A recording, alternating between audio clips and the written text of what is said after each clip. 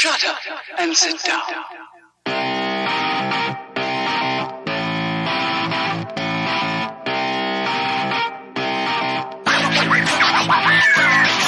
Welcome everybody to episode 303. That's 303 of Third Shift. It is so strange. I, being the one and only Mr. Eric, am here today, but I said it's strange because it feels almost like we're starting fresh. I don't know what it is. Like 300 felt like it was like, hey, we're back to 1. Here we are, episode 3 of Third Shift. Handling business, doing the thing. Happens to be a busy time of the year. Maybe it wasn't the best time of the year to start at 1 again, but we're doing it anyway because that's the way life goes. Today, though, we got some fun little things in the news. Quarter ends here, all the stuff's happening. But before any of that, you know who else is here? It's him. It's Mr. Matt, the inglorious bastard, the WrestleMania man, the guy who goes on vacations, has a good time, but also I did too, so I guess we're both the guys of vacation. And oh yeah, and was it good? It was good for me. I'm probably sure it was good for Matt, and we're going to find out because, Mr. Matt, hey buddy, welcome aboard, welcome back.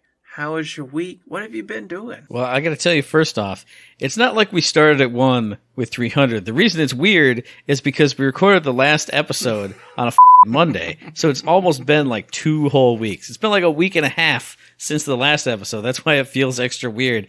So this does feel like starting all over again because I'm out of rhythm. I'm out of practice. I'm thinking, like, do I have to edit the podcast tonight? Yes, I do. Anyway, it's been a great week and a half or however long it's been because, hey, it was my birthday over this past week. Did the usual birthday stuff. Went out to Turkeyville, played House of the Dead, ate some good food, wandered around in the sun, saw animals, great time. Then we went to a baseball game. Surprise! My friends are at the baseball game, drinking beers, shooting the schnips, having fun, seeing the three of you just tear into souvenir helmet nachos. Heck yeah. I should have gotten one too, but then I'd have 2 souvenir helmets. I can't. Yeah. What am I going to do? Don't do it twice, Matt. Don't do it twice. Once was enough. Then let's see. What else did I do? On my actual birthday on Tuesday, went and saw Elvis out at the Regal with Mom. And I don't know much about Elvis. You know, I'm a child of the 80s. He was gone before I even knew about stuff.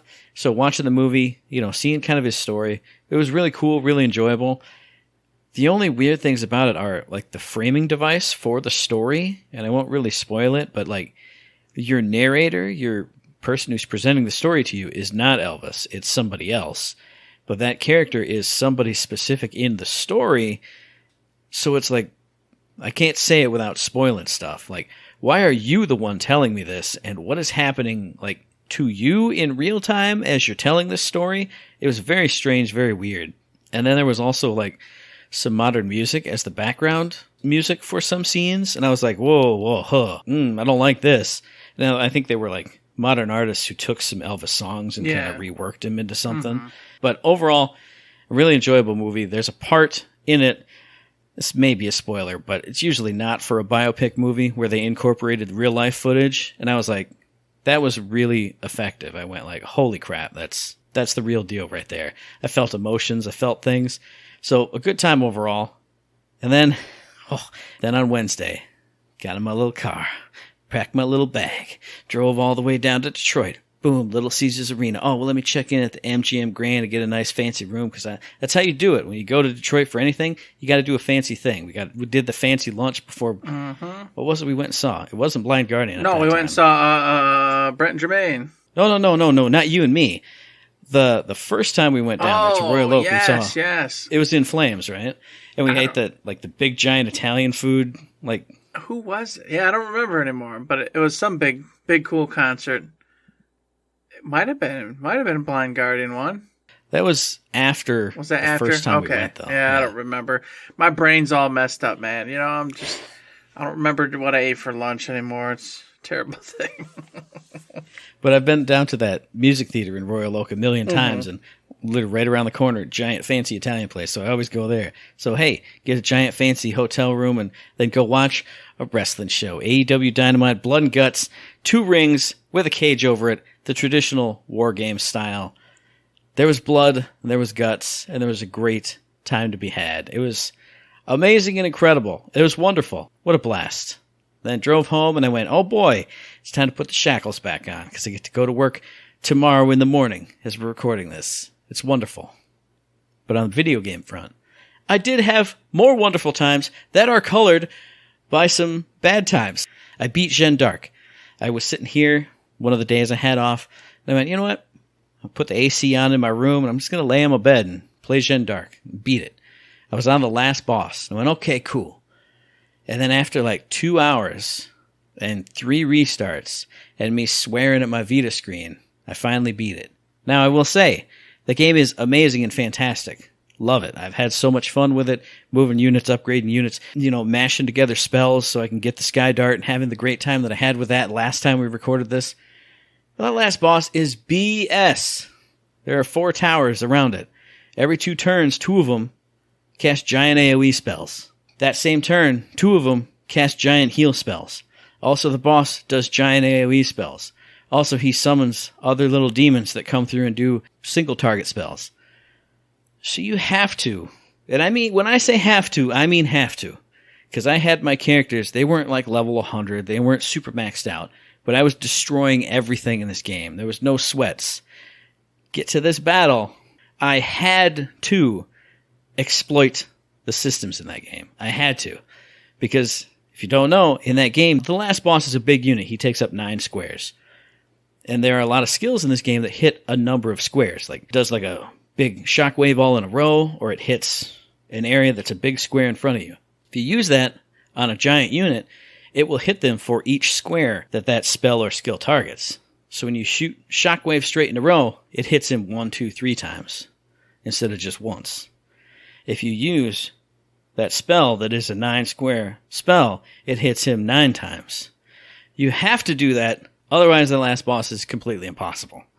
Because it will destroy your party members 100% completely, unless you put on literally every auto heal skill, every auto everything you can have. And it puts this sour taste in my mouth. Like I ate this delicious cake. I just gorged myself on this cake. And then I ate just a fistful of mushrooms. Just wet, slimy, gross mushrooms right at the end of that cake. Oh, okay. Wet and slimy, gross ones. I got you. I was thinking like beef mushrooms, you know what I'm saying? And that big, plump, juicy mushroom. And I'm like, wow, delicious. Ugh. Gross. Any kind of mushroom is mostly gross. Well, I was going to say something else, but I'd have to believe it. So, a fantastic game, except for that last boss. But a wonderful story, going through all kinds of crazy stuff. I loved all the twists and turns. Great. Beautiful. Another great and beautiful game, Final Fantasy IV Pixel Remaster. I did a bunch of streams of it during my time off. And then, as usual, once the stream was done, there's some other cleanup achievements for me to get. There's like 2 or 3 or 4. I'll go do those real quick. 1, level everyone up to level 70. Easy peasy, did that. Go to all the locations in the game, because there were 2 chocobo forests I didn't visit. Easy peasy. What's the next one? Get rid of his secret summons. Okay. Pull up my little summon guide. I had 2 of them, actually. It was Goblin and something else. There was like rare drops from enemies. Got the Goblin one like my first 2 battles with her in the party. Okay. How do you get the other ones? Oh, a drop from mind flares, a drop from bombs, a drop from this, a drop from that. Okay. How do you get those battles? Oh, use the siren item, which auto-generates an encounter. And in these areas, they are just those enemies. All right, cool. I'll probably get it within like 10, right? A couple of them I did. A couple of them, yes. Within 10, got the item. Cool. She learned the summon. 2 more. Mind flares. I had to do 100 battles to get that one. Maybe even more than that. Because I went from 99 sirens down to 49. Reload the game. 99 to 49. Reload the game. 99 to 79. Got it. Okay, whatever. Did all that. Finally got all her secret summons. Cool. What's the last achievement I need, other than the achievement for getting all the achievements? Trade a pink tail for the adamant armor to the tail collector. That's something I didn't even know was a thing. How do you get a pink tail?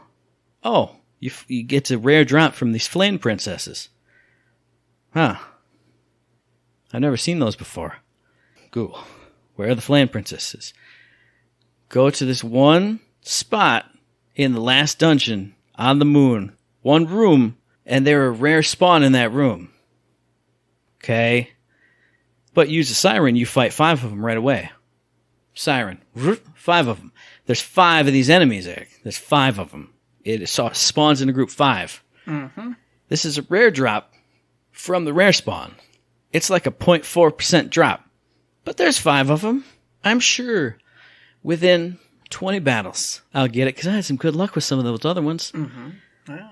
Over 100 battles. I think it went 150 battles. And this is not something you can just auto battle and kill them in one hit, just like some of these other ones were. This is auto battle. They have like 30,000 HP each. There's no easy way to do it. Now, granted, I didn't just sit here and stare at the screen. I put up some videos, and I was watching Summer Games Done Quick and all this other stuff. Mm-hmm. But I literally had to sit there for 150 times. Use a siren. Whoop, whoop. Enemies. Auto battle. Look, results screen. Did I get the item? No. Didn't get any items. Siren. Auto battle. Results screen. Didn't get it. Siren. Auto battle. So a beautiful game. One of my favorite Final Fantasy games. Had a wonderful time on the Pixel Remaster. I ate a 2-tier cake. This is a double-decker cake. And then I ate 2 handfuls of mushrooms. Just 2. And they were big. They was like... Big old mushrooms. I filled up a big gulp cup. Like the big one. Like the super triple gulp. Ooh. Just poured in slimy, disgusting, rotten mushrooms and had to... Awful. Terrible. What a horrible time. But then I played Final Fantasy V Pixel Remaster. I'm having some fun with that. After I got off the last stream, I just went, I just love getting job points. I love leveling up jobs. That's job system stuff. I just love it. Sitting there, every battle I fought, I just got 1 job point, but I didn't care because, oh man, 10 more battles, I level that one up. Oh, cool. The next level is like 50. But I'm only like 10 away from this other person's level up, so get there. Now I'm only 5 away from that other one. Let me get that. Now I'm pretty close to that 50, so let me just do that. I don't know why it's so fun, but it is fun. Another thing that is the most fun, that I haven't hit any mushroom spots on yet, Triangle Strategy. You saw it at the ballpark. All I want to do is talk about how great that game is and how fun it is to manipulate that battle system, to get new characters and go, oh, what cool ability do they have? Oh, even some characters I just got... That doesn't sound very cool. This character can just make a decoy. I don't care about decoys. The first turn I used her, make a decoy. Alright, cool. Enemy came up, hit the decoy. I went around, hit the enemy in the back, and the decoy counterattacked. And then the decoy got a turn, and it attacked the enemy, and I counterattacked in its back. And I went, this is the greatest thing I've ever seen in my whole life. I can't wait to use this and that, and combo this with that, and make this happen and that. Oh, Jesus Christ. And the best part, it's not random battles, but you can go and redo they call them mental battles, where you set up like on a generic square, and you always fight the same enemies per mental battle you do. But I just sit there literally all night and just play those. I got them up to level 12, which is the level of the battle, so they're not going to get much higher than that. All right, where are my level 9 people at? Let's do it again. Let's do it again. Let's do it again. Let's do it again and again and again and again. Oh, I'm getting resources. I'm getting money. I'm upgrading my people. Now this guy's got a better sword. Now he's a different class. Now, oh boy, oh God, oh, it's so good. And then the story is a lot of fun too. And the story battles, I'm doing them on hard mode essentially, and it's so fun because I'm picking up my pieces and I'm manipulating around. And in the story, it was a horrible battle and we lost so many people. No, we didn't. Not a single person even went down because I'm so good at this game. Oh, it's so much fun. I love it. It was a great week. I'm glad I ended with this one. I was going to put it earlier, but no. It was the perfect cap off to the week. Eric, how was your week? Ooh, doggy, I'll tell you what. We recorded early last week, remember, because I'm going camping. So I took off. I get to the campgrounds. We didn't get the new camper. I was going to say and interrupt. That's not why we recorded early, because you were supposed to be off getting a new camper and you didn't do it. Yes, and I didn't do it, but I left anyway and went camping. So it all works out. It's all fine. Doesn't matter. I went camping one last time with our old A-frame pop-up. I got out there. I popped that sucker up. Got the AC kicking. Went to the pool. And then it was that. I went, oh. So we're walking back, and the whole camping just came back. And I'm just bebopping around. I don't care what's happening. I'm just going to go back to the camper. That's all that's happening. Life just became this little tiny campground. My world was now just a campground. Hey, we'll go to the pool. Hey, we'll go walk the little nature trail. Now I'm going to sit here for a couple hours. Oh, you want to go get a treat at the little grocery store they have there? Sure, let's do that. It was great. It was nice. It felt good. It was hot. Some of those days were hot. And of course I turned purple and all my face is broken out and everything's all gone to hell, but I don't care. That's always what happens every year. It was a good time. It was nice to get one last trip in the little A-frame, just living that little camper life before we get our RV, and all of a sudden I've got basically a second house and I can just chill out inside of that. It was cool to do it. And we brought along some family too, and had a good time with them. Some very great conversations, very strange conversations were had. A lot of fun. Just a lot of unexpected stuff. Pretty cool. And then to top it all off, Matt, I thought I was going to play Persona 3. Thought the whole week I was going to do that. Well, I did, and I'll talk about that in a minute. But a lot of my time ended up in these strange, wonderful conversations. But it made it all worth it at the end, because we were there for a particular reason, which was fireworks. As you know, and as I'm sure the audience knows, we work 4th of July. So we never get to go see the show proper in town, things like that. Well, our campgrounds, they do one week the week before, and we're like, boom, this is it. We've been rained out like 3 times trying to do this thing. Almost got rained out this time again. Didn't happen, though. And it was a dang good show. Like, it was good. Like, they did a really good job. You'd think it being a campground, and they got to do it at like 3 different resorts, that it'd be like one of them medium kind of shows that'd only be like, 10, 15 minutes. A few good ones, a few average ones, and a really, cool little finale. No, 45 minutes. And then on top of 45 minutes, they did a mid-finale. So I thought it was it. I thought, like I said, they had been a small show. They started, and it was beautiful. It was gorgeous. I mean, just colors everywhere. They started off with like just this huge popping of red, white, and blue ones. So it's just like boom, boom, boom, boom. And then they went with these weeping willow finales where the whole sky just turned into light because all the weeping willows were overlapping everywhere. And there was just sending out sparkles and stars to where there was just nothing but this huge white blob of fire and light in the sky. And I was like, that, oh my God, I'm doing a mad at a restaurant. Wow, clapping my head. That was great. Wow. And then I kept going. And I went, what just happened? That was the finale, right? That was it. You got to end right there. That's what you end with. That's it. And they kept going and going and did a second finale, which it was so cool but so funnily sad at the same time. Because the actual finale, they did a low banger. Well, where we were literally like right up on the fireworks, right over the tree line was where they were firing from. So doing a low banger meant we didn't get to see none of it. So all we got to see was the second and last half of the finale where they did the high banger. So we missed half of the actual finale behind the trees while everybody's like clapping that went up onto the giant hilltop at the golf course. But we didn't want to go there because I didn't want to sit with 5 trillion people. So it was ultimately worth it, but it was just funny but sad that the actual finale, half of it, I'm just like, I bet that's cool.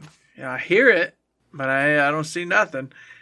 Thankfully, the last half was the hires, and we got to see that, and it was really good. Overall, fantastic. Ended up driving home that night. Thought, why the hell not? We're getting up at like 8 in the morning to leave and go home anyway, because we had a whole bunch of stuff to do. So we went home, and then I enjoyed one more day off there, and that's when I played some more Persona 3, which I was just telling you about, because at the campgrounds I did get a little bit of time with it, and it was just enough time to make me go, you're an idiot. You love Persona. Why have you not been playing this and finishing this damn game? So I got home and and now I'm about 15, 20 hours in. So now I'm in Persona land. I'm there. I'm in it. I will say, the only downside to Persona 3 so far, and it might change because, as we all know, 10, 15 hours is still real early in a Persona game. It doesn't have the sense of urgency that 4 and 5 had so far. It's just like, oh, you made it to Thebel 16, which is floor 16. There's a wall. Okay. Doesn't explain anything. Doesn't tell you that, hey, you made it to the wall, you're good. Go do whatever you're going to do. So days go by in the game, and I'm just doing what I do, hanging out with people, attending the club stuff. I have no idea. Because I didn't look it up. I'm just like, I don't know what is going on. So I go back into the Thebes or whatever it's called area, the Tartarus or whatever. Yeah. And I go from midway through all the way back up, killing everybody out of the way. Everyone's running from me. I'm so powerful. Get there. There's a wall. All right. I still don't understand what's happening. Sure. Leave. A couple more days go by. Nothing's happening still. And it wasn't until just today that I was playing at lunch hour when it went, hey, midterms are going to be around the corner and you got Golden Week or whatever off. Hey, I'm the mysterious boy. Hey, did you know that like on full moons, them walls are going to open up and you got to fight a really hard boss and then go to like the whole next level. So make sure you're prepared for that. Why would you not put that in like weeks ago in game so I know what the hell I'm even doing, what's happening? Just have a little drop-in like special moment. Oh, hey, I'm a mysterious boy and I see you've reached a wall. Mm-hmm. Be aware. Even you could just be, hey, be aware on full moon days, which the next one is on, but insert date here. Then things will open up. Okay, now I'll at least know. Now I know what it is I found. Yeah. Now I know I've got till this date to go get my academics up, charm up, whatever it is I want to do to be ready for the next part. Instead, every day I was just like, am I screwing this whole game up? I don't know. I'm just going to play like I do Persona, whatever, doesn't matter. Go hang out with people. So that part was a little meh. I hope after this initial jump here, now that I know every full moon, the next one opens up. So in theory, next time I'm just going to go straight through like I did this time, but I'll know that I've got till the next full moon to do anything I want to do and then just progress the story that way. I hope that's how it goes, but I do know that there's some characters and stuff that are going to be coming in this story and that the whole purpose of this game shifts at some point. So I'm like, well, I guess I don't really know because it's probably all going to change on me here pretty soon whenever the actual game and what's happening starts to happen, because right now it's nothing. It's pretty simple. So, but still, the characters I have right now are really cool. Gameplay really fun. It's Persona. I mean, it is what it is. I got to finally see my Sunday buddy, you know. Da da da da da da da da da da. Oh yeah, he took all my money. He's got what he needs. I got what I need. We're happy. Now I've got to go grind and get a bunch more. It was a good time. I'm really enjoying it. You gotta get back into it, Matt. Mm-hmm. Now, see, I've been thinking about it since I beat Gen Dark. I was looking at my Vita and going, what should I play next? And I went, well, maybe I should get in Persona 3 Portable just because Eric's in there and then we can talk about it some more. And I went, well, but in theory, the Game Pass version should be coming out sometime. And that way, which will happen regardless when it comes out, I'll play 3 and then 4 and then 5 again. Uh-huh. I wish they would say how soon it is, because even something we're going to talk about later, they even talked about it, and they said coming soon. And I went, but how soon? Because I could play through it, and soon could be 2 years from now. They could drop 5 this year, 4 next year, and 3 the year after that. But I could just play it on the big screen, play all 3 all in a row. It's a maybe. It's a 50-50. I don't know. I agree that coming soon is ominous and strange, hence why I didn't decide to postpone, because knowing my luck it'd be like late next year. So yeah. So I did that. Been playing that, and unfortunately for myself, I've had very little time to do any other gaming except for I got 1 2-hour stretch on Atelier Ryza, and I finally had that moment where I'm starting to understand what this game's supposed to do. I thought, because crafting, when you craft, you get the materials, you go harvest them. I had no problem with that. That's easy. But then I said, okay, well, when you go to craft, it goes, do you want to craft this level high quality or low quality? I'm like, well, I'm just going to cheat. I'm not going to sit here and manually pick every fruit and vegetable and item that I want to make these items. I'll just pick high quality and low quality, back and forth, and it should unlock everything eventually, right? It does not. This game will not unlock stuff unless you manually do all your own alchemy. So I've got to go in there myself, and I've got to go, okay, well, I need this particular item, so I have to use alchemy and then use items that are going to branch me off to the right-hand side of the alchemy path over here to unlock this item, which I need to do some other alchemy. If you just do high quality, low quality, it just makes the best item that it can for that particular item, but it doesn't unlock the pathways to the things. So I've been wasting all these items all this time getting nowhere because I thought that was, hey, this is just like the dummies version of just if you do it enough times, yeah, we'll get you all the things, don't worry. No, nothing. So I was like, well, this is aggravating. I didn't want to have to focus on like, well, what if I try 2 thistleweeds, but instead of the third one, I change it out with a burr root. What'll that get me? Oh, look, it unlocked the right side of here. Now I can use this and this to craft a large bone, which then I can craft with the metal, the silver and this to get this scythe or whatever it is. I don't know, man. I don't want to do that. I just wanted to cheat and go high quality, low quality, high quality until it unlocks it and then go over, what do I need? 3 bars of this, 17 of that, whatever. Okay, go harvest it, make it. No.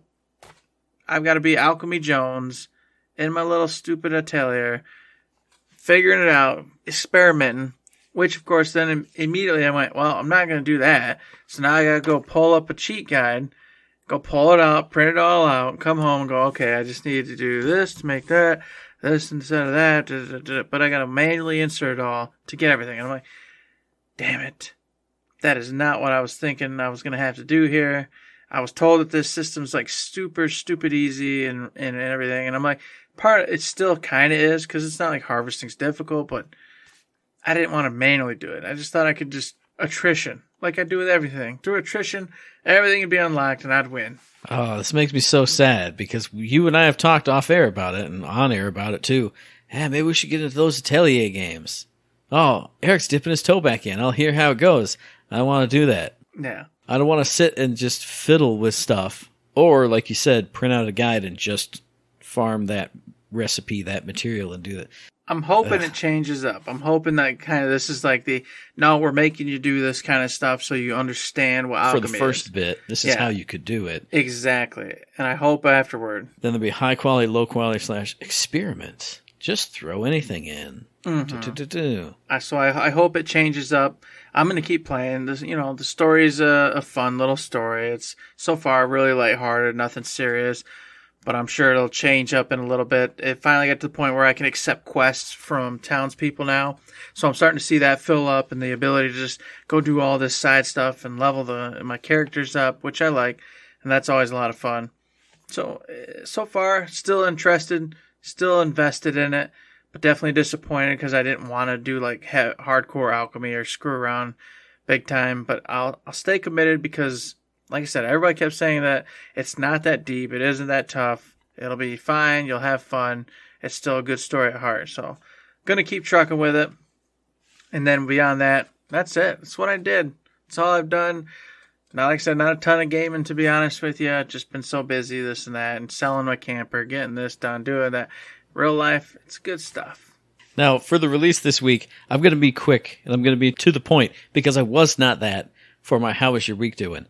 Because this week, I think it's out now, I didn't even look it up because I've been so excited to hear about it and watch more about it, and to eventually play it. It's Cuphead's Delicious Last Course DLC, which not only adds new bosses, but a new character to play as with new abilities. So I could just say, if you love Cuphead, you need to get this. And I would say, if you love games with excellent animation, you need to get this. If you love games with great music, you need to get this. If you love games with awesome gameplay, you need to get this. If you love challenging games, you need to get this. If you love gaming in general, you should at least play Cuphead some kind of way. And if you like it at all, you should get this DLC. But for a little bit more detail, in the Delicious Last Course DLC, you are trying to restore Miss Chalice to life. If you played Cuphead at all, you know she's this ghostly form you find in the mausoleums. You do parrying challenges there to unlock new abilities from her. Now, you're trying to bring her back to life. You get a special item that takes up your charm slot that turns Cuphead or Mugman into Miss Chalice. She's got her own bunch of abilities. She's got a dodge roll, like a Souls type of dodge roll with iframes, which it's so weird because one of the first charms you can unlock as the regular dudes is you get like an invincible dash. It's not a roll, but it's a dash. And I went, don't they have that already? And then I had to think, no, they don't. That's an unlockable you can buy for them. She gets a dodge roll. She gets a horizontal parry. It's like another horizontal dash. So instead of jumping and then having to time your hit while you're in the air, as the guys, Miss Chalice, you can jump and then kind of zoom. And her zoom is a parry. So as long as you hit something parryable, boom, you did it. She also has a double jump by default, which is super nice. But since she has like low angle stuff for her other two abilities, you need the double jump. And on and on and on. You can equip all the other weapons and other things. You just can't equip any charms on Miss Chalice. And she has 4 life points instead of 3 like the boys. Which again, for me, as soon as I got that 4 HP charm, I immediately put it on. So I went, boys only have 3? Oh yeah, that's right. But this also comes with 6 additional bosses, which, if you don't know Cuphead, you think, 6 bosses? That must be nothing. No. The bosses in Cuphead are the main event. They are the main attraction. They are the stages. In any other game, that's a boss here, because these bosses go through so many forms with so many abilities and so many attacks all throughout their entire boss fight. If you've never seen Cuphead, you have to see at least one boss fight, because the boss will start off one way, doing a rotation of like 4 or 5 attacks. The next phase, all their stuff changes. The next phase, all their stuff changes. The next phase, even more crazy stuff is coming at you. So 6 new bosses is essentially 6 new stages to go through. You get a new character to play as, and you get to challenge the King of Games. I can't remember what his land is called. It's not like King's Landing, but it's something. You go up to his castle, which I will not spoil, by the way. But if you see this castle, you will fall in love with it. And in there, you fight a lot of his like minions. They're like chess piece themed boss fights in quote fingers, because you don't use attacks and you don't use abilities when you challenge these chess pieces. You can only do parrying, which ties in perfectly because this is Miss Chalice themed. So they're different parry challenges. Like it'll be just looking like a boss fight, but you can't shoot it. You can't harm the enemy. All you can do is parry stuff. I don't know. When I heard that and when I saw some of it on the reviews that I watched, I started drooling. Because that's like my favorite part, is the timing and the jumping and the parrying.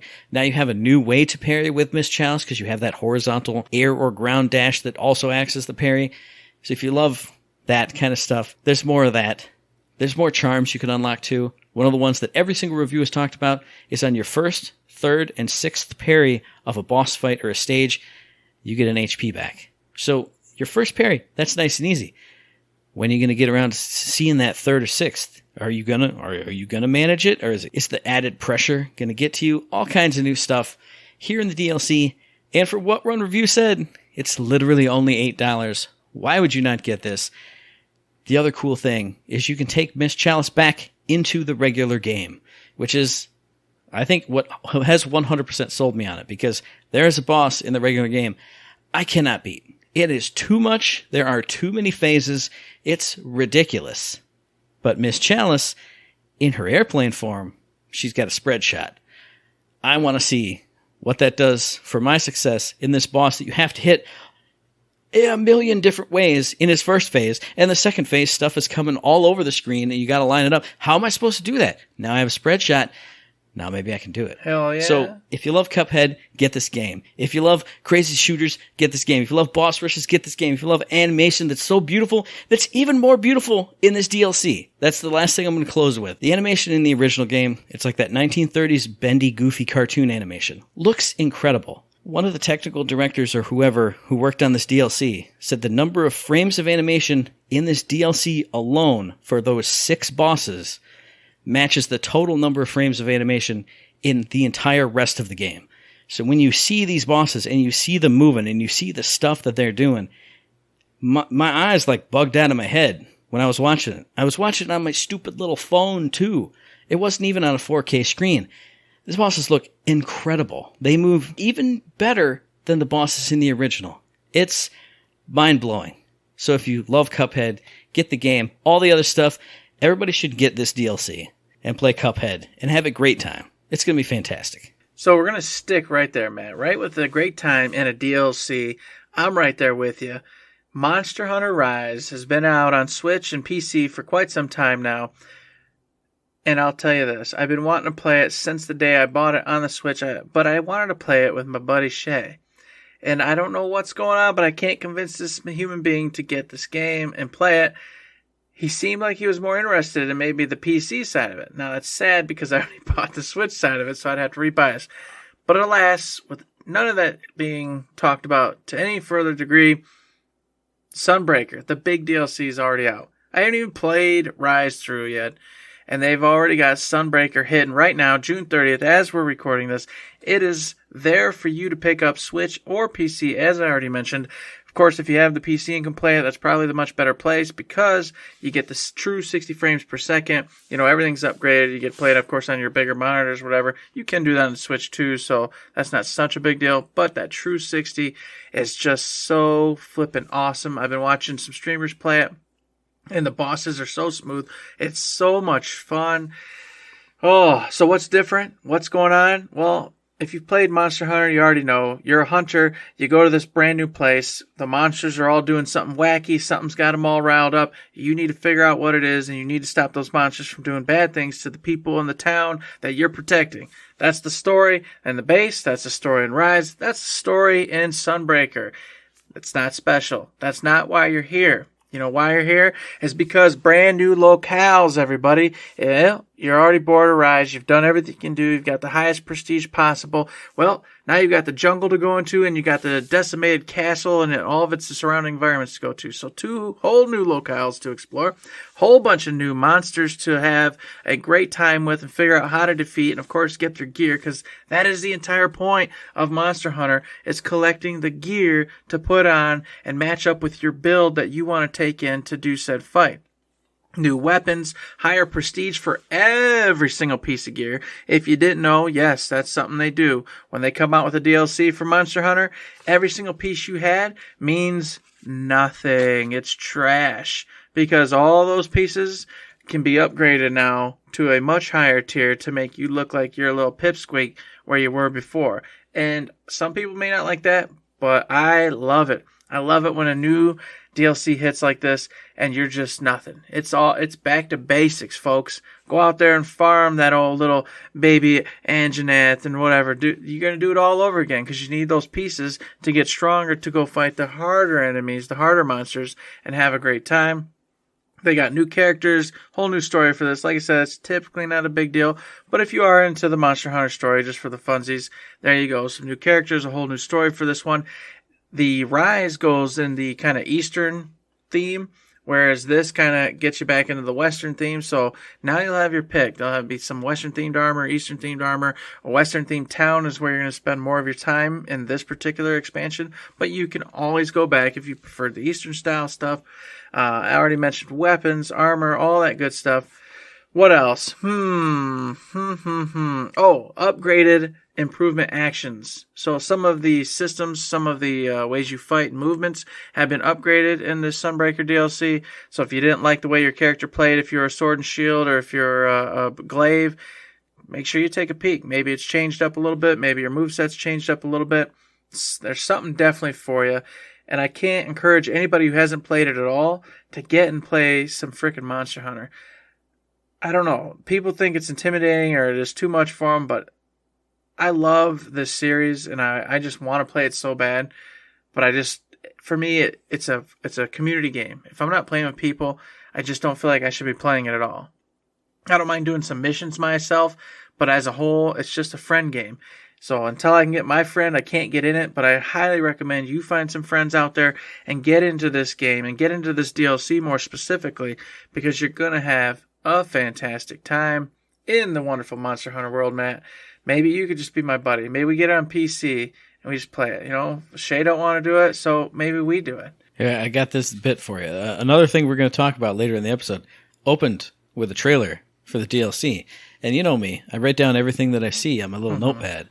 I don't know why I was feeling ornery and I was feeling mean, but I wrote down Monster Hunter Snore. So no, you're not getting me in on this one, Eric. You're not doing it. Apparently I have something against it, so it ain't happening. Oh, it's terrible. It's a fun game. I've said it before on the other stuff. Boss battle after boss battle, everybody. Check it out. I love it. Tons of other people apparently love it because it's been around forever and it's going to stick around forever, regardless of what Matt says about it being a snore game. And while I'm on the subject of snore and boo and what did you do, Matt, did you get a chance to play Cult of the Lamb demo or Live Alive demo? Well, it's tied in. I watched the Nintendo Treehouse Plays. Okay, if you want to tie it in later, that's fine. Where they dip their toes into it a little bit. And I watched it and I went, I'm sold, so I'm not going to play the demo. Like, I've played some of the original on an emulator, and I saw this and I went, there's 3 chapters to play, and I want to, but I'm saving that for the game. So okay. I had the chance to, but I chose not to. And I take it you didn't touch the Cult of the Lamb demo available on Steam and all that good stuff. I don't think I knew about that one having a demo out. Okay. Well, then I feel like we've been naughty, and I say boo to you and boo to me because we've both talked so much about Cult of the Lamb and how we thought it was so cool, and we're going to play it. The demo was announced, and apparently neither of us thought we should go in and play it. And I'm very sad about that because I hear nothing but super good news about it and how amazing it is and how much fun it is. And apparently it's like the #1 played demo like in the world, all that good stuff right now. Nice. So nothing but praise hitting it. And then I had to add the Live Alive because that's another one. Both of us were like, we got to play. We got to check this out. I just haven't had time. I've had no chances to do gaming. So I was hoping Matt had done it. But as you just heard, Matt says no. Live Alive, I'm sold. I'm not playing the demo. And he also failed Colt. So sorry, folks. We don't have any other news for those 2 titles right now, but you can go get your own news. You can get your own opinions and go play those demos. They're available to you right now, Live Alive on the Switch, Cult of the Lamb over on Steam. Check them out. I intend to do Cult of the Lamb for sure before the next episode. I want to do Live Alive too, but it's been so busy in quarter ends here, I don't want to make promises. But I will give it a very good attempt, at least to get one of them in and played through, so I can talk a little bit more about these games me and Matt have been hyping up for the last few months. Well, if things go well, which they won't because of other things at work, we should actually be able to record it. Otherwise, it might be a weird bits and pieces special. Let's just letting the people know, because quarter end is here, and quarter end ruins everything. It does change stuff. And of course, 2 quick bits since we're already running long, especially for a quarter end episode here, is Into the Breach Advanced Editions coming to iOS and Android via Netflix subscriber. Now, I wouldn't normally bring this up. However, Netflix is, as we've said or talked about before, I'm sure you heard, has been trying to get into gaming a little bit, but it's all been through these really terrible, trashy games for the most part. There's been a couple like Stranger Things and stuff that are pretty decent, but for the most part, nothing like, wow. This is the first one I've heard that I went, oh, and I pick up my phone and go, maybe this is it. I'd love to play. I've played some of Into the Breach, but I've never finished it. And I'm like, maybe just on my, well, not this one, but my new phone that I still haven't activated, folks, because I'm too busy to even activate my new awesome phone. When I get on it, that would be fantastic. Who doesn't have Netflix? Nobody. Everybody has Netflix. That's kind of a standard operating procedure at this point in time in life. Now you can get Into the Breach Advanced Edition for your iOS or your Android via your Netflix subscription. That's freaking cool.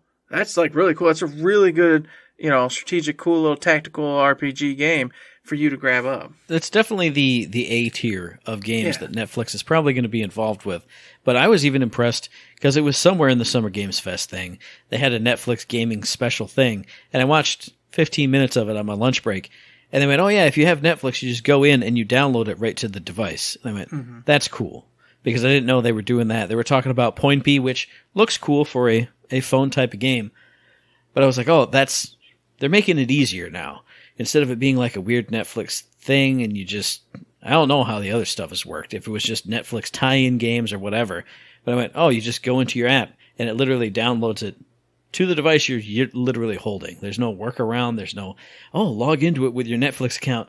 Nothing. Just bit, bat, boom. It's done. So, like you said, also a fantastic game you can do that with now too. There's nothing but aces. Yeah, definitely nothing but aces. Congrats to you, Netflix. Hopefully you keep this up and keep bringing, these type of titles to your platform, and I think you'll see success if you do. But I'll tell you this, and this is another quickie. Strangers of Paradise. It's just weird, because Matt even mentioned, I said, I beat the game, I'm done, I'm not going to platinum it, but I'm happy with where I am. And Matt said, until a DLC comes or something. Ha ha ha ha ha. Mm-hmm. What just happened? Strangers of Paradise DLC Trials of the Dragon King just got announced, got a little trailer. It doesn't really explain much of what the hell you're going to be doing, but it just says there's going to be new enemies to fight, new things to do. So I'm excited. I don't really know what to expect, if it's a boss rush mode or if there's actually going to be some, story after the ending. I don't know much about it. I just saw the RPG site tweet. Anyway, this takes place after the game, so even the trailer is a spoiler if you haven't beaten the game yet. Yeah, I watched the trailer, and of course I seen that, it brings on, a new Well, I don't know. group to I haven't beaten challenge it yet. Don't talk to me. Oh, okay. No. But it's just, I see where they could twist it a little bit and make it so it's not like an actual real story going. It's kind of just based off how things are going. I won't spoil nothing. I'm not going to spoil. It's too much. Just, it could be kind of more like a boss rush type event than an actual, hey, here's the real story of what's going on afterwards. But maybe they'll put the two together and combine them. I'm going to get it because I really like Strangers of Paradise. But I am worried that it is just going to be like a boss rush, and I've never been a fan of just boss rush type stuff. So I'm hoping there's some substance to this, and I can get actually like a new environment to explore, a new little bit of this to do, but they showcased none of that. They literally just showed the throne room, and that's why I'm a little bit worried. So I'm going to watch. I'm cautiously optimistic that I'm going to get some really cool content for my Strangers of Paradise. But something I know, you're going to be optimistic that a bunch of cool stuff is going to come. It's the Nintendo Direct Mini. I am such a good podcast co-host. I didn't know this thing even happened. I was in Birthday Land. I was in Wrestling Land. I was in Blood and Guts Land. And I saw this on the show notes, and I went, let me watch it. And I watched it, and I wrote down a whole thing of paper, a whole sheet of paper with all kinds of stuff. I had to stop writing stuff down because there was so much cool stuff. Obviously, Live Alive is on here. We talked about it. They announced the demo is out. If you go and watch the Nintendo Treehouse plays of it, they play like little micro fractions of, I think it's 2 of the scenarios that are in that demo. So I was totally worried about getting spoiled on a whole bunch of stuff, but they played like the tiniest bits of it, just so you can get flavors of it. And I gotta say, you heard me talk about Triangle Strategies, HD 2D, and the weird lighting in there.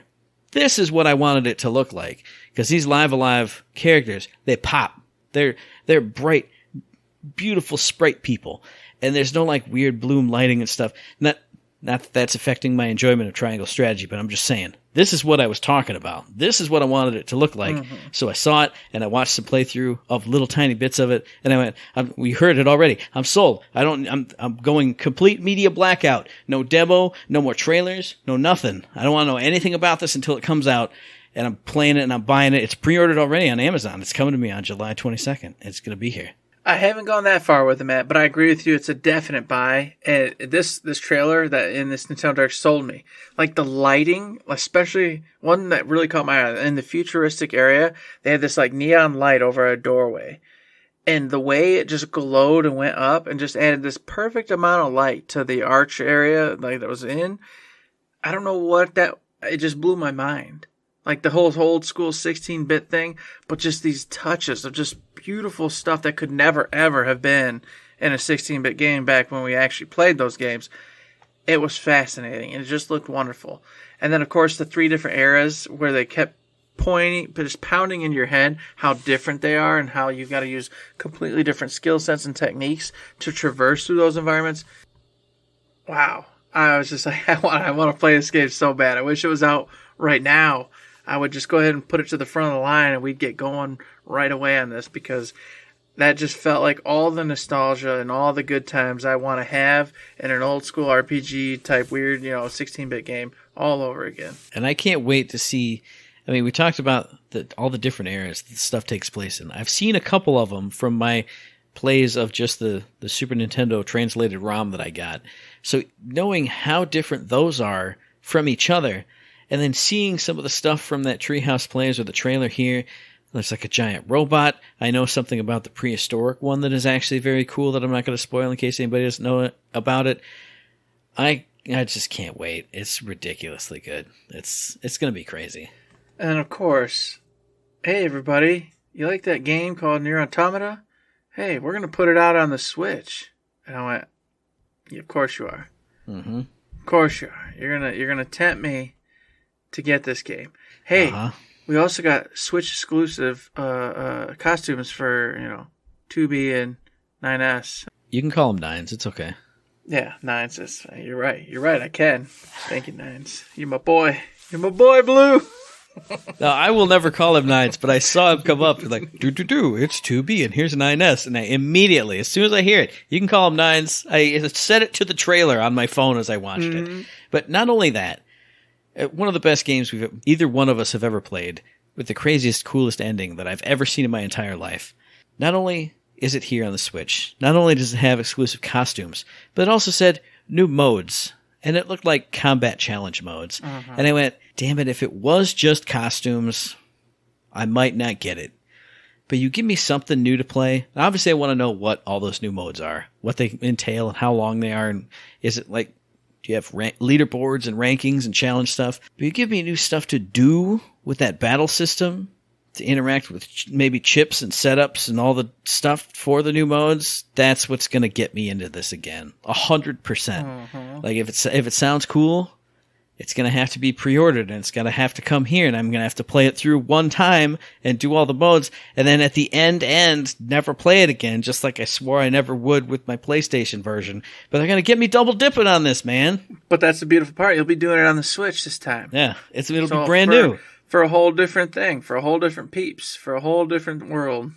And if we play it at the same time, maybe I'll see Mahagaglong on the ground. Maybe I'll restore his soul to his body. Oh, that would be so awesome. One more Nier Automata side tangent. I've heard people talk about how hard the game is. I think I died literally one time in all my playthroughs of that game. Yeah, if that, yeah. It was like in playthrough A, I died once because I got lost and I think I got mangled by a boar or something. And I ran it back and got my body and I never died ever again. Who are you people who are dying in this game? It's crazy. It's nuts. Yeah, I died twice. I died once fighting the chick who gives you the fish because I thought I was a bad man Majamba. Yeah. And she beat the hell out of me. And then I died twice because I ate the fish that she gave me. Well, that's different. That's an ending. Well, yeah. So that doesn't even really count. So, once. And that was because I thought I could take her on. I did all of her challenges, and then she beat me up. And so I got smoked. So, together, we've each died literally one time. So, like, I don't know. What's wrong with you fools? What's wrong with you fools? People? You ain't got that near touch? You ain't sophisticated? You ain't on board? What's your chipsets look like? What are you doing? You gotta learn to micro and macro manage your people. All right? Just saying. There's literally an auto heal chip. Just put it on. Just put it on. Anyway, put that on. So something else, since you brought up Nier, I'm bringing up one that had a big old star next to it. It's RPG time, The Legend of Wright. We talked before about a storybook RPG. This is literally a notebook RPG, like somebody's composition notebook. And you have to watch the trailer of it because there's no way for me to describe it accurately. Some dude is drawing in pen an RPG in the pages of his notebook. And they said in the trailer, you have to draw in things, you have to erase things, flip the page, now it's a completely different thing. This sounds like exactly the other game we did, but this is more like ink and line art, and it's just, you have to see it. You have to see it and be excited about it just like I am, because it looked crazy. And it just looked like even further afield than that other game. Man, it's got stars. What can I say? Hey, I put a star against this one. Dragon Quest Treasures, man. I was like, what the hell is this? Okay. It's a continuation. And I don't know if it's a prequel or a sequel. And, well, it's not a sequel traditionally, but it's got Eric, which was one of the main characters in Dragon Quest XI, and his sister. And this is where they're going around collecting treasures because they want to be like pirates. I know why you like it. It's because Eric listen, got a sister. just because okay, we get it. Yeah, I'm going to put a star next to every video game that has a Matt character in it. Oh, you got I'm the star of the story, baby. What do you want from me? I got blue hair. Big, long, flowing blue hair. Oh. So, anywho, traditionally I'm not sold on kind of like the weirder, like, side stuff. But for whatever reason, I want to be back in the Dragon Quest world. It's just so fun. It's so I want to say, like, just adorable and just awesome and just cozy. And I was like, man. And then on top of it, I was like, well, if it's just you and your sister, that's not that cool. It's kind of, might get boring. Nope. You enlist the help of monsters, so you form a full RPG team, and then you go around finding treasures. And I went, I like finding treasures. I have a lot of fun. I played a whole bunch of Sea of Thieves, and that's just about, boop, boop, boop, you're close to a treasure. Go do this. This is exactly what you're doing. You're getting treasure maps, finding these treasures, fighting monsters along the way, using the monsters that you befriend to help you to get to these treasures, to make your monsters, to make you more powerful, and to keep carrying on. I went, this is it. This is the perfect, let me waste time, let me have a good time, doing nothing, don't have to worry about being super invested, can stop at any time game for the Switch. So that one got a few stars, and I want to pay attention and grab that one up. Well, I'm going to give you something that's the complete opposite of just relax and have fun, because this game looks stressful and intense and weird. And you remember me talking about that Devolver Digital presentation, and Suda51 was there. Mm-hmm. And I went, why is he here? He's going to announce a game, and he didn't. This is the kind of game I thought he was there to announce, Lorelei and the Laser Eyes. It's like black and white, crazy art style. It looks creepy. It looks like you're investigating some kind of murder or something. You're in a creepy house, and then all kinds of crazy shit just happens in the trailer. There's all kinds of flashing stuff. There's weird things. It looks like Killer 7 type of graphics. Mm-hmm. I don't know what's going on in here. But there's laser eyes, obviously. I have no idea what's happening in this, but it was the right kind of everything's confusing and everything looks weird and everything is strange that it just hooked me. And I went, I have to keep an eye on this, and maybe they'll have a demo or maybe future trailers that explain what's going on, how you're doing it, what you're going on to do. But it caught my attention, so it's got a star next to it. Well, one that caught my attention, but I just don't know if it's for me, but I can't not mention it because obviously, this is a Gearbox Focus podcast. Mm-hmm. It's the Gearbox published game Blanc. And I love the style, the black and white, the drawing, the whole drawing style. It's got the like little fawn or deer, whatever it is, and a dog. And you're just traversing throughout this wonderful, beautiful little world. I don't know really what the hell you're even doing. I just saw them traipsing around, traversing kind of little, platforming type puzzles, things like that. I don't know the purpose of the game. I'm assuming they're lost and they're going to try to find their way home together or something. Don't know. It just looks super cool, but I'm not sold yet, but I want to be. So I was hoping Matt would bring it up, and I was hoping Matt was going to tell me why it's amazing, because this is more of one of those kind of Matt type games. So I don't know. What do you got? Did you think this was something, Matt? Are you like me, waiting to see more about what the hell it is and what we're doing? I want to see more about it because I want to see more of the puzzles and the different abilities that the two of them would have. Uh-huh. I think the one that they showed off was, hey, the fawn is on one side of the teeter-totter, which raised it up for the other side for the wolf cub to jump on. So I want to see more, like, if they get abilities. Is this like a magical land, or is this just like real-world type of stuff? Mm-hmm. But you said it. The art style looks beautiful. I was going to say, it reminds me of that pen and ink style of the game I just talked about before, except this is clean and beautiful and smooth. Yeah, clean lines, exactly. It looks really nice, so It's on my radar for sure. Okay, so both of us are looking at it. We're waiting to hear more about it, but it ain't coming out until 2023, so we've got a ways, and I'm sure we'll see a lot more trailers, a lot more information, especially through Gearbox Publishing in the future on it. Another one, I have no idea what it is, what it's about, how it plays, but there's something about it that piqued my interest. Captain Velvet Meteor, The Jump Plus Dimensions. This was just a very quick hit trailer in the last little montage that they did. And it looked like a perspective like Hades, kind of like isometric perspective, but there were grids. And then it seemed like you could like queue up actions because he would, whatever character or whatever thing was going on, it would make a quick dash, and then from there, it would do a big jump, and then it would do this big action. Is this like a plan out your moves and then execute type of game? Is it, I saw a grid, so moving people on a grid, that is up my alley. But then there was this weird quick action and like seemingly steps to a plan that then executed. I can't wait to see more about this. I was going to look it up, but then I got busy with other stuff, so I'm going to look it up probably after this, after I edit the podcast and put it up. I'll be doing it at work tomorrow.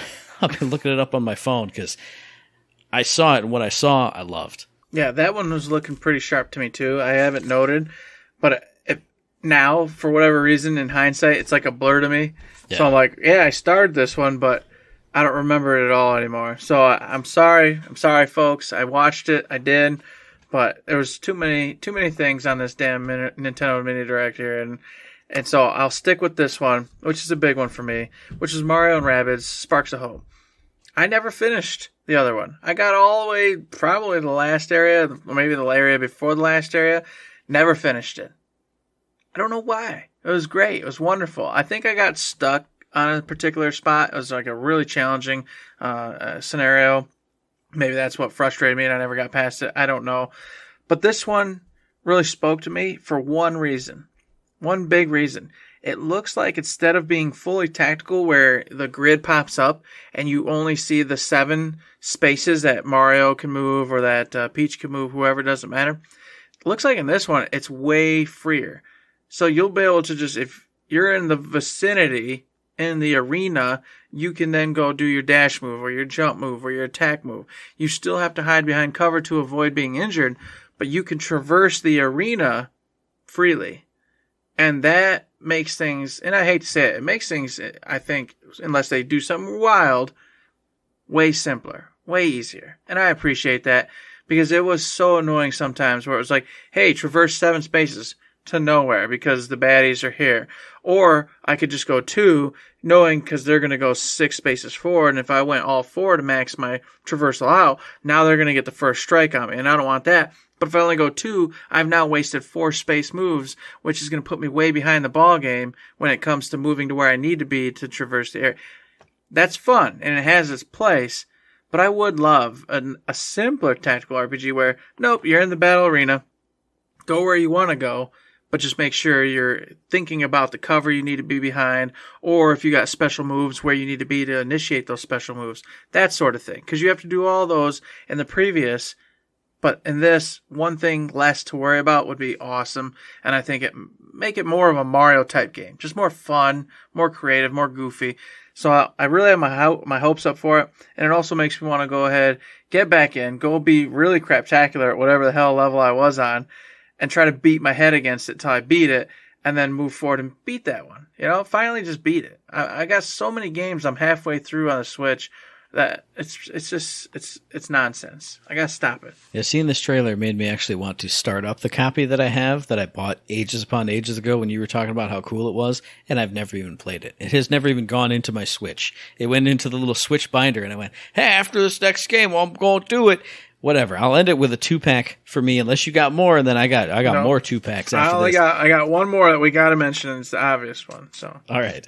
So I'll end my section with a 2-pack of games that I'm interested in. I don't know if I'm going to get them, but one is, and this is a ridiculous one because it has 10 games in it, the Mega Man Battle Network Legacy Collection. Uh-huh. Now, back in the flashcard days, back in the GBA emulation days, I would always start them up, and I'd be like, all right, this looks cool. It's Mega Man, but it's tactical, move them on your side of the grid combat, and you're using different cards and different chips to use different abilities to damage different sections and squares on the enemy's grid. And I always went, I need to get into this, and I never did. Apparently there were 10 games worth of them. I thought there were like 3 or 4.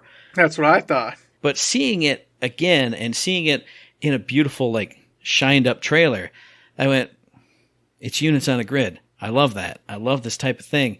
Maybe I need to get this. I'm interested in it at the very least. And another game I'm interested in, kind of for the same reasons that you are for Dragon Quest Treasures, it's Doraemon Story of Seasons. I think this is the second game in this franchise where it's all the Doraemon characters. It's kids. He's like a magical robot cat from the future who comes, and he kind of, in the traditional shows and manga, the kids have a problem. He tries to solve it with one of his amazing devices that he pulls out of himself because he's a robot cat. And then hecticness and fun stuff ensues. But now they're like taking over a farm and like building stuff up. I love the original Harvest Moon. I played it like every single day when I got it. I've never been into the series as much since, but every time I see something Harvest Moony, I get interested in it. I like Doraemon. I like Harvest Moon. When I watched this happen, I went, maybe this is it. Maybe I need to start getting into this. I know there's a demo for at least the first game, or if it's not, then it's this game on the Switch that I have downloaded, so I need to play that to see if I like this, because it's 2 things I like crossing over. Hopefully this is for me. I agree. That was a good looking one. The Doraemon was one I was interested in, so it was on there as a underlined, check it out a little bit more. So I got you, man. I understand where you're coming from. Those do sound great. And there is a couple others that are noteworthy, but you know what? Let's end it with the one that we already mentioned at the top of the show. Persona 3 Portable, Persona 4 Golden, and Persona 5 Royal coming to the Nintendo Switch. And October 21st is the first one, which is Persona 5 Royal we're getting on the Switch for you to play portable whenever the hell you want, wherever the hell you want, in all of its glory, because yes, you get the Royal version, which has such amazing content, and I want to play it so bad because I've only played the extra content once. And I've played the other stuff like 3 times now. I'm like, oh, that's not fair. I have to play the new content at least twice. So I'm just itching to play this. And now I'll be able to play it anywhere with that music bumping anywhere on the Nintendo Switch. You said it. I watched the trailer and I went, okay, yeah, cool, it's coming here too. But I'm going to get it on Game Pass for free. And I'm going to play it there, which I still am going to do. Mm-hmm. But you said it. They didn't say it in the trailer, but you said it right now. Play it anywhere on the Nintendo Switch. Our dreams have become reality, Eric. Mm-hmm. We've talked about it from the Over first and over. moments we started playing Persona 5.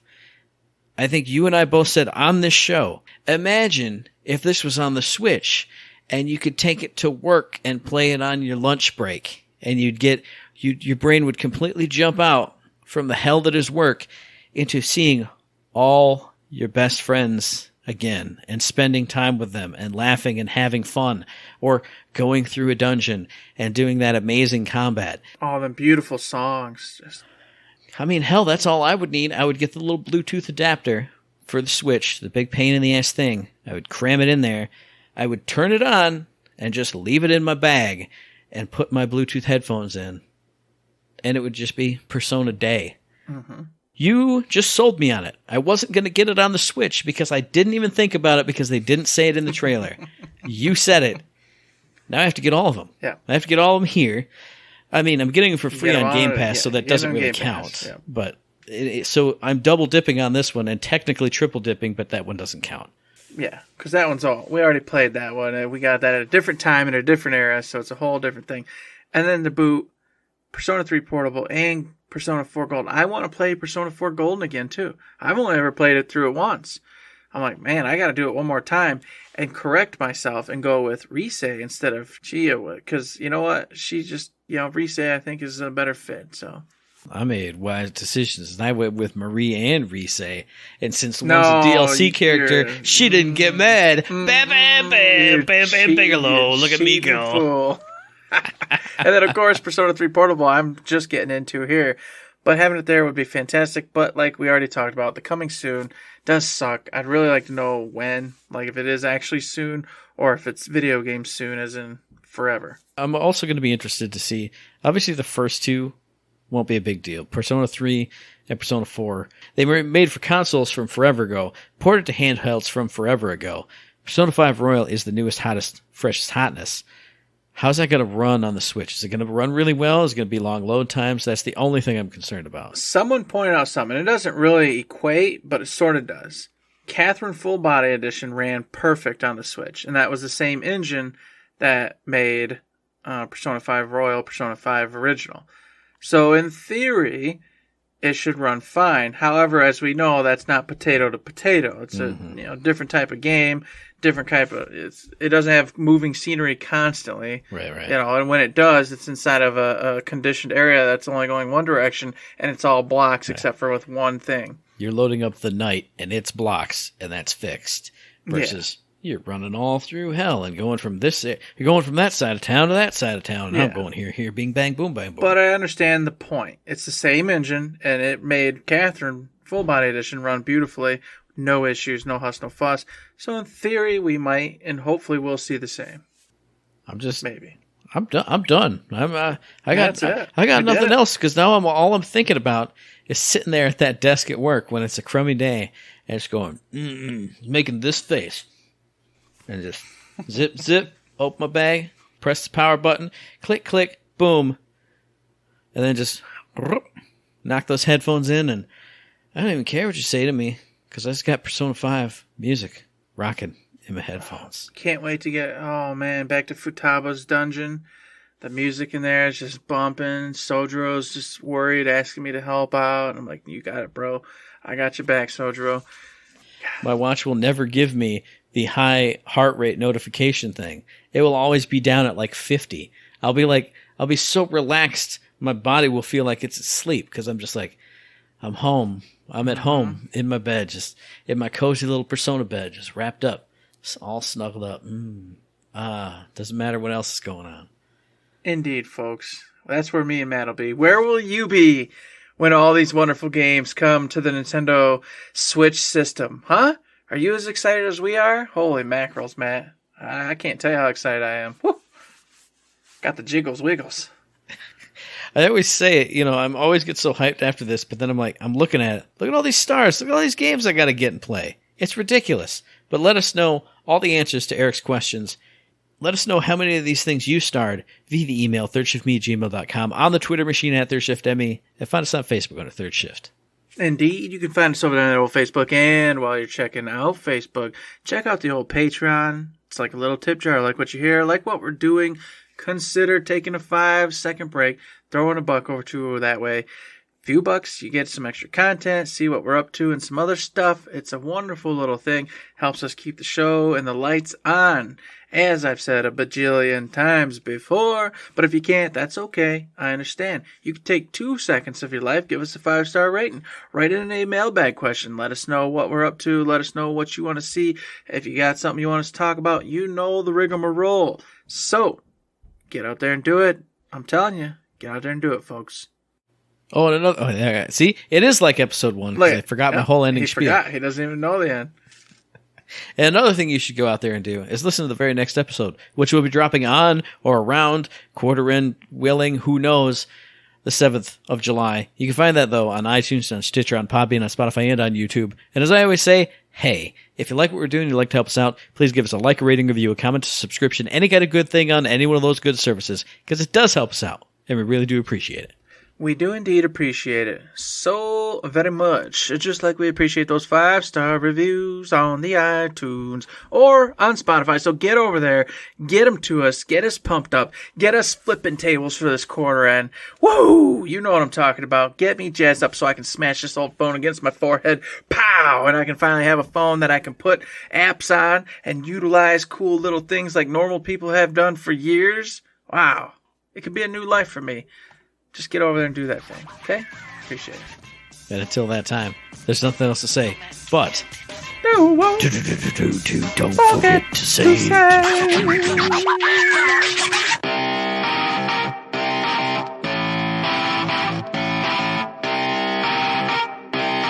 Shut up and sit down.